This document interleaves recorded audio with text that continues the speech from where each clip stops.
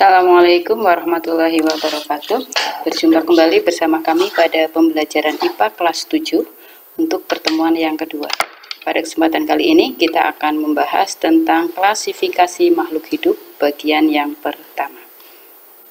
Bersama kami Arista Indriawati dari MTS Negeri 1 Cilacap.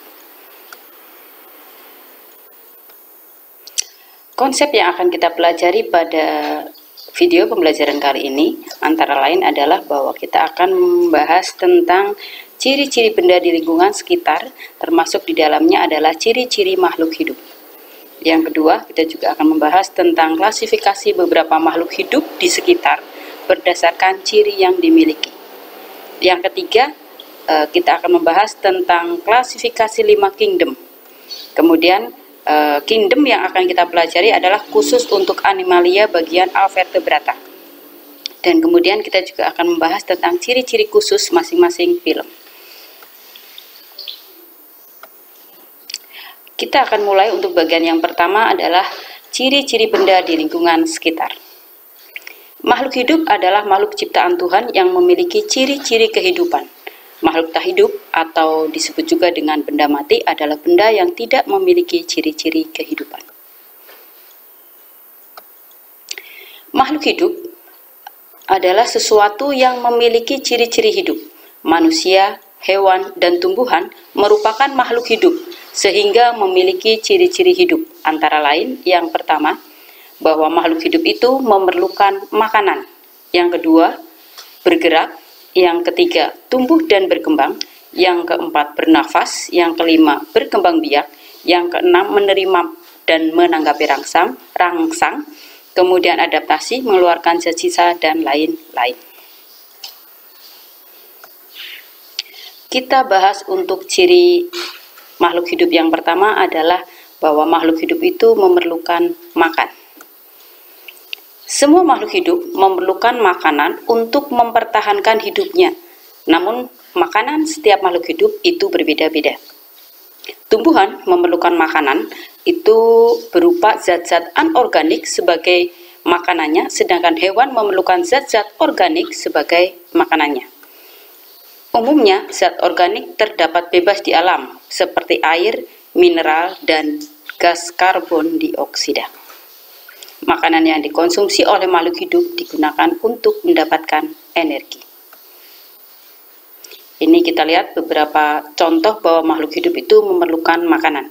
Ini ada manusia memerlukan makan setiap hari untuk bisa memperoleh energi untuk aktivitas kesehariannya. Kemudian di sini kita juga lihat hewan herbivore, dia memakan rumput. Selain itu tumbuhan itu pun ternyata juga membutuhkan makanan. Bisa mengambil dari akarnya untuk mengambil beberapa zat yang dibutuhkan, bisa berupa air dan zat-zat mineral untuk proses fotosintesis. Manusia dan hewan untuk memperoleh makanannya sangat bergantung pada makhluk hidup lain, sehingga bisa dikatakan bahwa manusia dan hewan termasuk heterotrof. Kemudian tumbuhan dapat membuat makanannya sendiri dengan memanfaatkan bahan-bahan anorganik dari sekelilingnya, dibantu oleh energi cahaya yang berasal dari matahari. Makhluk hidup yang dapat membuat makanannya sendiri ini disebut bersifat autotrof, sehingga tumbuhan termasuk autotrof. Kemudian ciri makhluk hidup yang kedua adalah bergerak. Manusia dan hewan bergerak secara aktif, artinya disertai dengan perpindahan. Hewan memiliki alat gerak beraneka ragam, antara lain kaki pada sebagian besar vertebrata, sirip pada ikan, sayap pada burung, kaki semu pada amoeba proteus, bulu cambuk atau flagel pada Eugenia viridis, kemudian ada juga bulu getar atau silia pada Paramecium caudatum. Contoh makhluk hidup itu bergerak. Yang pertama kita lihat di sini ada burung bergerak terbang di udara. Orang hutan bergerak berloncatan di hutan belantara. Kemudian gambar yang ketiga, di sini kita juga lihat kanguru itu bergerak dengan meloncat. Kita masuk pada ciri makhluk hidup yang ketiga, yaitu tumbuh dan berkembang. tumbuh merupakan perubahan ukuran organisme karena bertambahnya sel-sel dalam setiap tubuh organisme yang bisa diukur. Sebagai contoh, bahwa tumbuh itu adalah pada proses contoh perubahan ukuran organisme dari kecil menjadi besar. Batang tumbuhan yang tadinya 2 cm berubah menjadi 5 cm. Bayi yang tadinya beratnya 5 kg berubah menjadi 6,5 kg dan seterusnya. Itu berarti dia mengalami pertumbuhan, tumbuh karena dia terjadi perubahan ukuran organisme karena bertambahnya sel-sel dalam tubuh. Berkembang merupakan salah satu perubahan organisme ke arah kedewasaan dan biasanya tidak bisa diukur oleh alat ukur atau bersifat kualitatif. Contohnya adalah pada pematangan sel ovum dan sperma, pematangan hormon-hormon dalam tubuh. Jadi pada perkembangan itu sifatnya adalah kualitatif karena tidak bisa diukur dengan menggunakan alat ukur. Kemudian di sini ada beberapa perbedaan antara tumbuh dan berkembang. Pada pertumbuhan itu sifatnya kuantitatif karena di situ ada kenapa kuantitatif? Karena bisa diukur, misalnya perubahan berat, tinggi, besar, volume, dan ukuran, semua bisa diukur. Dan bersifat irreversible, artinya bahwa tidak dapat kembali ke bentuk semula. Artinya bahwa anak yang dari kecil berubah sudah menjadi tambah besar, dia tidak akan berubah menjadi kecil lagi. Karena secara ukuran dia sudah bertambah besar. Tetapi pada perkembangan itu dia memiliki sifat kualitatif karena tidak bisa diukur dengan menggunakan alat ukur, tapi dengan menggunakan tingkat kedewasaan sehingga sifatnya adalah reversible, artinya bahwa sifat tersebut masih bisa kembali seperti semula. Misalnya yang tadinya anak-anak, dia akan berubah menjadi remaja, dewasa, tua. Setelah tua, manula dia akan kembali sifatnya seperti anak-anak, sehingga dia bersifat reversible, artinya dapat kembali seperti semula. Di sini contoh bahwa makhluk hidup itu tumbuh kembang. Nah, di sini pertumbuhan manusia mulai dari bayi sampai remaja. Dari usia 7 bulan, bertambah tinggi, tambah besar, usia 2 tahun, usia 4 tahun, 8 tahun, usia 17, dan seterusnya. Jadi mengalami pertumbuhan karena di sini juga mengalami perubahan baik itu volumenya, perubahan beratnya, masanya, dan sebagainya. Sedangkan pada ayam di sini kita lihat mulai dari anak ayam kecil sampai dewasa, kemudian dan seterusnya ya. Kemudian kita lihat untuk ciri makhluk hidup yang keempat adalah bernafas. Bernafas adalah proses pengambilan oksigen dari lingkungan dan pengeluaran karbon dioksida beserta uap air. Respirasi adalah proses pembakaran atau oksidasi zat makanan di paru-paru. Reaksi kimianya, kimia respirasi adalah sebagai berikut. Kita lihat C6H12O6, ini amilum, ditambahkan dengan 6O2 oksigen, itu akan dihasilkan 6H2O, itu adalah uap air, kemudian 6CO2, karbon dioksida, dan energi. Jadi kita lihat bahwa dalam proses bernafas, itu dibutuhkan oksigen, dan akan dihasilkan uap air dan karbon dioksida, ya. Kemudian contoh makhluk hidup itu bernafas. Di sini kita lihat kerbau bernafas dengan paru-paru, sedangkan ikan bernafas dengan insang. Untuk selanjutnya kita masuk pada ciri makhluk hidup yang kelima, yaitu berkembang biak. Berkembang biak adalah kemampuan makhluk hidup untuk menghasilkan keturunan. Tujuan berkembang biak adalah untuk melestarikan keturunan agar tidak punah dan menambah jumlah generasinya. Contoh makhluk hidup berkembang biak, di sini kita lihat bahwa ayam bertelur, telurnya menetas dan sebagainya. Kemudian di sini macan itu beranak. Kemudian di sini gambar bambu itu ternyata bertunas. Yang keenam, ciri makhluk hidup yang keenam adalah mengeluarkan zat sisa. Semua makhluk mengeluarkan zat-zat sisa yang berasal dari proses metabolisme yang berlangsung dalam tubuhnya. Zat sisa dari tubuh dikeluarkan melalui proses pernafasan, ekskresi, dan defekasi.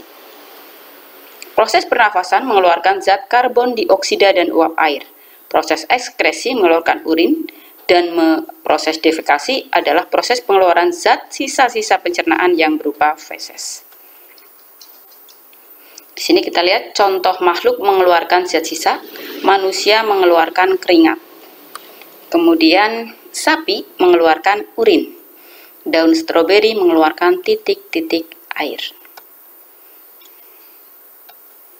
Untuk selanjutnya, itu adalah ciri makhluk hidup yang ketujuh, bahwa makhluk hidup itu peka terhadap rangsang. Makhluk hidup memiliki kemampuan menanggapi rangsang yang diterima. Contoh, manusia akan refleks menutup mata saat cahaya mengenai wajah. Hal ini merupakan contoh bahwa manusia peka dari adanya rangsangan cahaya. Tumbuhan putri malu mengucupkan daunnya saat disentuh. Kemampuan menanggapi rangsang ini sering disebut dengan iritabilitas. Bentuk rangsangan bisa muncul karena adanya sentuhan, cahaya, zat cair, air, zat kimia, gravitasi bumi, dan lain-lain. Untuk di sini contoh makhluk itu peka terhadap rangsang, antara lain di sini ada gambarnya bahwa daun putri malu itu menutup jika disentuh. Kemudian yang kedua, mata menutup ketika terkena sinar matahari. Di sini juga kecambah akan tumbuh ketika terkena air.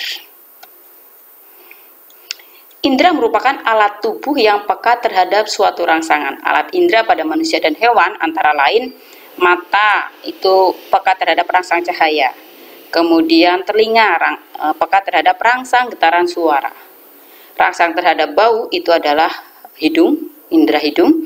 Kemudian kulit itu rangsang terhadap panas, dingin, sentuhan, tekanan, dan luka. Kemudian ada juga lidah, itu peka terhadap rangsang rasa, apakah itu pahit, manis, atau asin. Kita masuk pada bagian yang selanjutnya. Untuk materi yang kedua adalah tentang klasifikasi makhluk hidup. Klasifikasi makhluk hidup adalah cara pengelompokan atau penggolongan dan pemberian nama makhluk hidup berdasarkan persamaan dan perbedaan ciri-cirinya. Ilmu tentang pengelompokan makhluk hidup berdasarkan ciri-cirinya itu disebut dengan taksonomi. Bapak klasifikasi atau bapak taksonomi itu adalah Carl von Linné, lebih dikenal dengan nama Carolus Linnaeus, yang hidup pada tahun 1708 hingga 1778.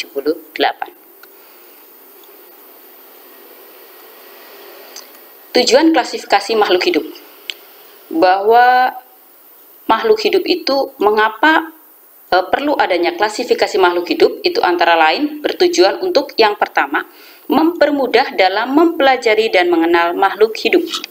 Yang kedua, mengetahui manfaat masing-masing makhluk hidup. Sedangkan yang ketiga, mendeskripsikan ciri-ciri makhluk hidup. Yang selanjutnya adalah mengetahui hubungan kekerabatan antar makhluk hidup. Yang terakhir adalah memberi nama pada makhluk hidup. Itu beberapa tujuan klasifikasi makhluk hidup. Untuk selanjutnya kita lihat tentang dasar klasifikasi. Klasifikasi didasarkan pada yang pertama, persamaan dan perbedaan yang dimiliki dari makhluk hidup. Yang kedua, ciri tubuh yang dimiliki secara morfologi dan anatomi pada makhluk hidup.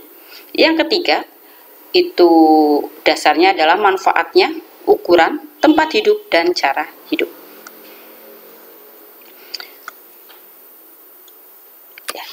Kita lihat contoh klasifikasi sederhana. Kita mengklasifikasikan hewan itu berdasarkan kesamaan jenis makanannya. Nah, berdasarkan kesamaan jenisnya, itu bahwa hewan dibagi menjadi 3.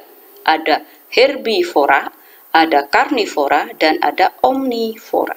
Herbivora itu adalah makhluk hidup yang makanannya dari tumbuhan. Kemudian karnivora itu adalah pemakan daging, sedangkan omnivora adalah pemakan daging dan tumbuhan atau pemakan segala. Kemudian kita juga bisa melihat mengklasifikasikan hewan berdasarkan cara berkembang biaknya, cara berkembang biak secara generatifnya ya. Misalnya di sini ada hewan yang bertelur, itu ovipar, ada hewan yang melahirkan, itu vivipar, ada hewan yang bertelur juga melahirkan, ovovivipar. Kita masuk pada sistem klasifikasi 5 kingdom. Bahwa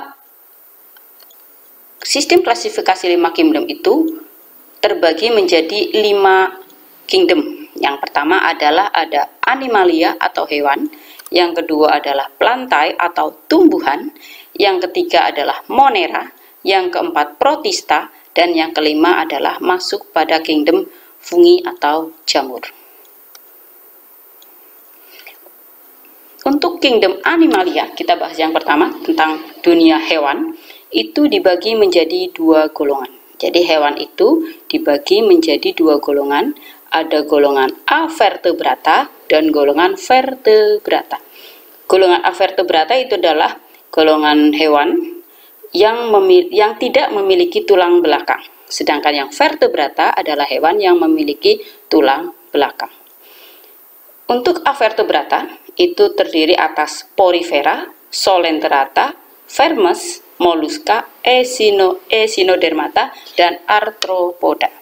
Sedangkan pada vertebrata itu terdiri atas Pisces, amfibia, reptil, aves, dan mamalia. Tapi pada kesempatan kali ini, pada video kali ini kita hanya akan membahas tentang avertebrata. Karena kalau secara keseluruhan ini menjadi sangat panjang sehingga kita hanya membahas sampai di avertebrata. Sedangkan pada vertebrata akan kita bahas pada video klasifikasi makhluk hidup bagian yang kedua. Kita awali yang pertama tentang avertebrata. Avertebrata di sini kita lihat contoh yang pertama itu adalah porifera atau hewan berpori. Jadi porifera itu termasuk hewan yang tidak memiliki tulang belakang, di mana dia memiliki ciri-ciri hidup di air, khususnya di laut.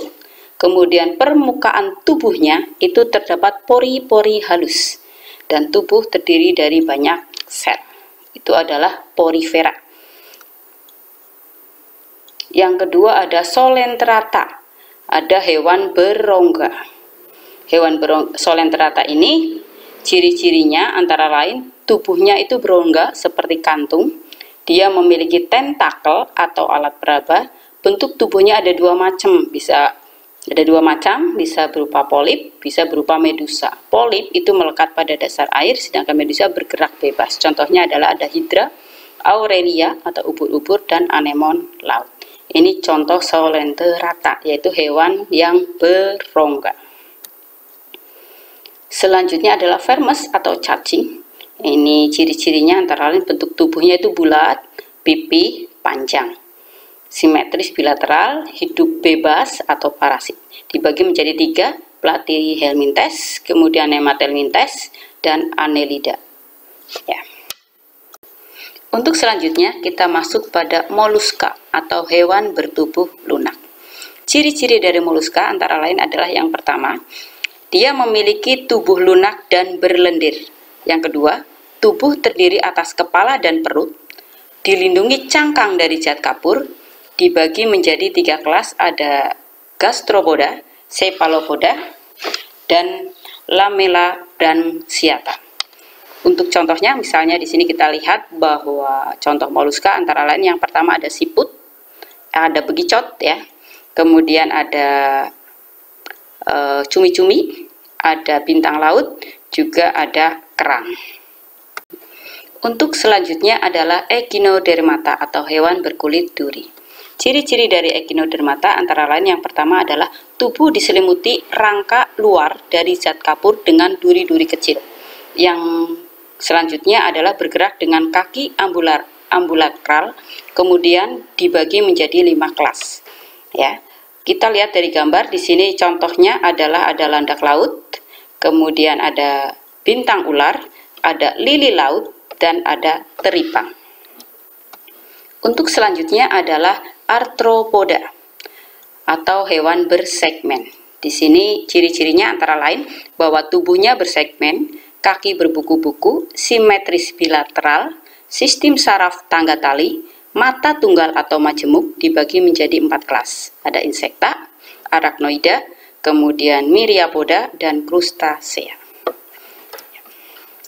Demikian yang bisa kami sampaikan pada materi klasifikasi makhluk hidup bagian yang pertama, khususnya sampai di vertebrata.